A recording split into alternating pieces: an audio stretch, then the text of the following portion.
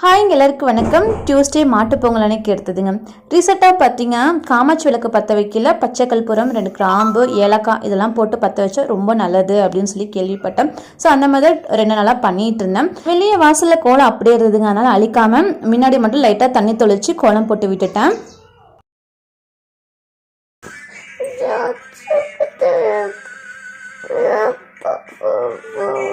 இப்போ கிளம்பலாம்.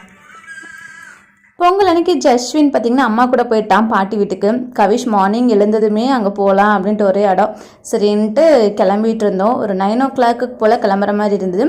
இந்த மதர் பேக் பார்த்திங்கன்னா கவிஷ் பிறந்த டைமில் வாங்கினது எனக்கு ரொம்பவே யூஸ்ஃபுல்லாக இருக்கும். நிறைய பவுச்சஸ் வச்சு தான் நான் வாங்கியிருந்தேன். அந்த பேக்லேயே பார்த்திங்கன்னா வாட்டர் பாட்டில்ஸ், அதுக்கப்புறம் டயாப்பர், அப்புறம் கிளாத்ஸ் எல்லாம் பார்த்திங்கன்னா தனித்தனியாக நம்ம செப்பரேட்டாக வச்சுக்கலாம். அந்த மாதிரி இருக்கும். ஒரு 550 ரேஞ்சில் ஒரு 4 இயர்ஸ்க்கு முன்னாடி வாங்கினேன். இப்போ வரைக்கும் எனக்கு நல்லா யூஸ் ஆகிட்டு இருக்குங்க. இனி நம்ம நெக்ஸ்ட் வீடியோவில் பார்க்கலாம். Thank you.